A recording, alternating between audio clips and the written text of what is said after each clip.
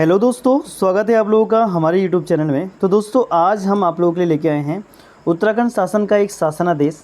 आप लोग देख सकते हैं, जो कि आप सभी जो प्रतियोगी परीक्षाओं की तैयारी कर रहे हैं उन सभी लोगों के लिए बहुत ही महत्वपूर्ण है। क्योंकि आप लोग देखेंगे, काफ़ी समय से एक वेटिंग को लेकर डिमांड चल रही थी, जैसे कि पुलिस अभ्यर्थी हैं, या बात करें आप लोग की किसी भी परीक्षा को लेकर, जिसमें लोग जो है नौकरी वाले ऑलरेडी जो है परीक्षा तो देते हैं, लेकिन वो ज्वाइन नहीं करते, या फिर बात करें वो किसी कारण से या प्लेस के कारण या किसी भी कारण से ज्वाइन नहीं करते, और वो पोस्टों पर जो है रिक्त खाली रह जाते हैं, पद खाली रह जाते हैं। और जिन लोगों का चयन लास्ट जो 0.5 से या फिर 1 नंबर से रुके रहते हैं, उन लोगों को जो है मौका नहीं मिल पाता है। तो अब क्या होगा, अब इसको लेकर आप लोग देखेंगे लेटेस्ट, आप लोग देखेंगे कि दिनांक 10 अक्टूबर 2023 को एक अधिसूचना या बात करें शासनादेश जारी कर दिया गया है, और वेटिंग को लेकर या प्रतीक्षा सूची को लेकर जो है जीओ जारी किया गया है। तो दोस्तों, बहुत मोस्ट इम्पोर्टेंट ये प्रतीक्षा सूची को लेकर या वेटिंग लिस्ट की सेवा नियमावली है। आइए, हम लोग पूरी चीज़ तो नहीं पढ़ेंगे, क्योंकि इसका पूरा सार मैं आप लोगों को बता दूंगा। आप लोग मोटा मोटा ये देखिए कि भारतीय संविधान के अनुच्छेद 309 के अंतर्गत जो शक्ति प्राप्त है किसको, हमारे विधानसभा या सरकार को, तो उनने क्या किया है, उन्होंने उत्तराखंड राज्याधीन सेवाओं में आयोग या फिर संस्थाओं द्वारा आयोजित प्रतियोगात्मक परीक्षाओं में चयन के आधार पर चयनित अभ्यर्थियों की चयन सूची तथा प्रतीक्षा सूची के संबंध में नियमावली बनाते हैं। अब ये जो नियमावली बनी है दोस्तों, आप लोगों की वेटिंग को लेकर बनी है। अब इस वेटिंग में हम लोग बात करेंगे, यहाँ पर 2-3 बातें रखी गई हैं कि जब भी जो वेटिंग लिस्ट निकलेगी, सिर्फ एकल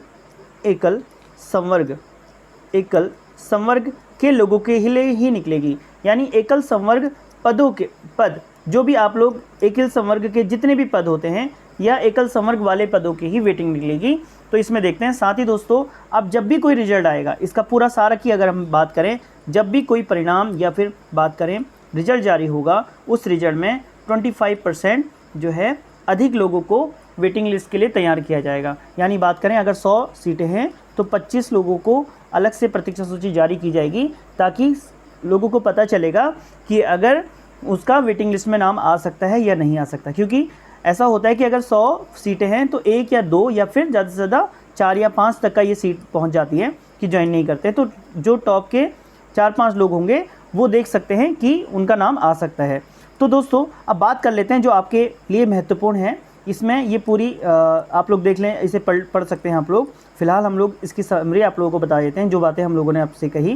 कि यहाँ पर आप लोग पैरा नंबर 6 में आइए, डायरेक्टली पैरा नंबर 6 में आइए। प्रतीक्षा सूची जारी किया जाना एवं उपयोग, उसका कैसे उपयोग किया जाएगा। तो पहला पॉइंट इसमें बोलता है कि एकल संवर्ग के पद। अभी हम लोग बात करेंगे दोस्तों, एकल संवर्ग पद कौन कौन से होते हैं और किन किन पदों की ही वेटिंग आप लोगों की आएगी। तो यहाँ पर को बात रखी गई है कि जो एकल संवर्ग है, यहाँ पर को एकल संवर्ग के पदों हेतु आयोग या संस्थान में प्रतियोगात्मक परीक्षाओं के आधार पर सीधी भर्ती की प्रवणता सूची जारी की जाएगी के अनुसार रिक्तियों की संख्या से 25% अधिकतम सीमा तक प्रतीक्षा सूची जारी की जाएगी। तो जैसे कि मैंने अभी बताया, पहला पॉइंट तो यही हो गया।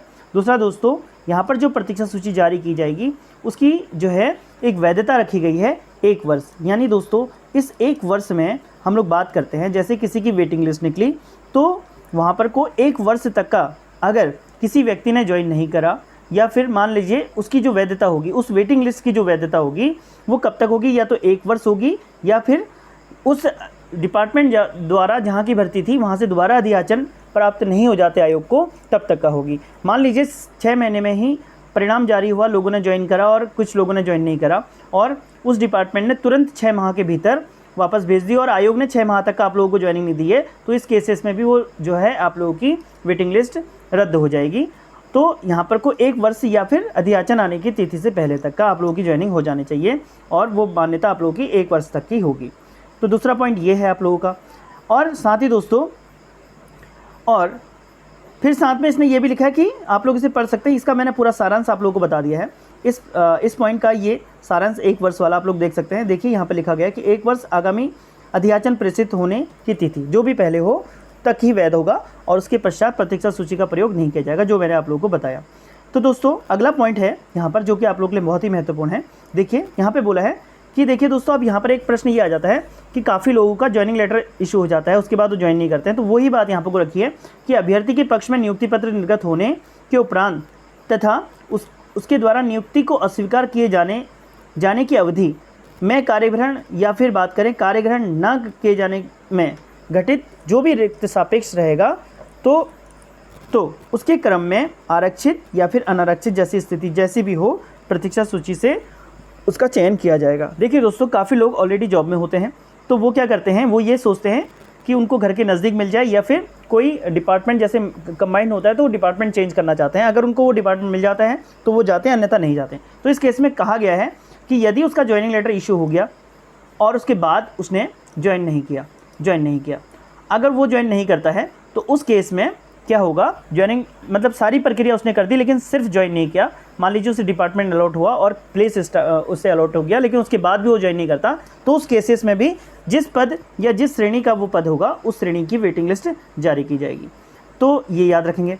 अगला जो महत्वपूर्ण पॉइंट है आप लोगों का, यहाँ पे बोला है कि प्रतीक्षा सूची प्रयोग केवल विज्ञापन में प्रकाशित पदों के सापेक्ष अंतर्गत घटित होने वाली जो है रिक्तियों के लिए किया जाएगा। जो प्रकाशित आयोग द्वारा जो प्रकाशित किया गया है विज्ञापन, उसी में जितनी पोस्ट है उसी का होगा। अब अगला एक बहुत ही महत्वपूर्ण जो टॉपिक है दोस्तों, यहाँ पर ही को हम लोग बात करेंगे एकल संवर्ग क्या होता है और ये पूरा जो सेवा नियमावली है इसका सारांश की हम लोग बात करेंगे। देखिए दोस्तों, यहाँ पे लिखा है कि एकल संवर्ग पदों को छोड़कर सम्मिलित सेवाओं एवं चयन सूचियों का निर्माण नहीं किया जाएगा।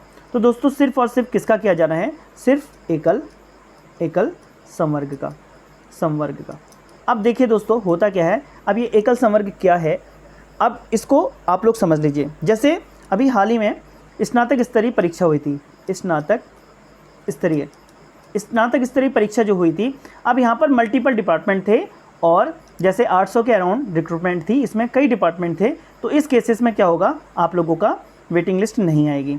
दूसरा, जैसे कि अभी हम बात करें 12th लेवल का जो एग्ज़ाम हुआ था, उसमें भी कनिष्ठ सहायक के पद थे लेकिन अलग अलग डिपार्टमेंट में थे। तो इसमें भी क्या होगा, वेटिंग नहीं आएगी। तो वेटिंग कहाँ आएगी, ये एक बड़ा क्वेश्चन है।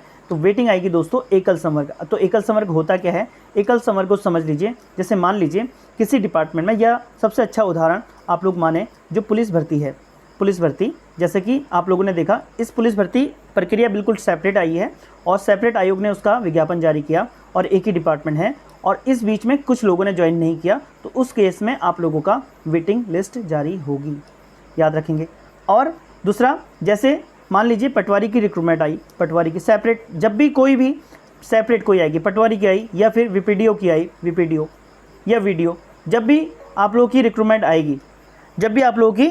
आएगी, सेपरेट आएगी, तो उन्हीं पदों के लिए आप लोगों का जो होगा वेटिंग लिस्ट जारी की जाएगी। आई होप आप लोगों को समझ में आ रहा होगा कि एकल संवर्ग क्या है। एकल संवर्ग का मतलब है, जैसे मान लीजिए एक ही डिपार्टमेंट है, जैसे मान लीजिए लेखा डिपार्टमेंट है, तो लेखा डिपार्टमेंट यदि एक ही डिपार्टमेंट के अंतर्गत वो भर्ती प्रक्रिया आती है तो ही होगा, या सारे डिपार्टमेंटों का लेखा को एक कर दिया जाए और उसी के माध्यम से विज्ञापन जारी किया जाएगा, तो वो वहाँ पे वेटिंग आ सकती है। अदरवाइज़ अलग अलग डिपार्टमेंटों में नहीं आएगी वेटिंग, अगर एक साथ होंगे तो ये आप लोगों को समझ में आया होगा। आई होप दोस्तों आप लोगों को वीडियो पसंद आई होगी। यही था पूरा जो प्रतीक्षा सूची का सेवा नियमावली है, ये इसका पूरा सारांश ये था। बाकी आप लोग इसे पढ़ सकते हैं, हमने पॉज करके ऊपर नीचे किया है।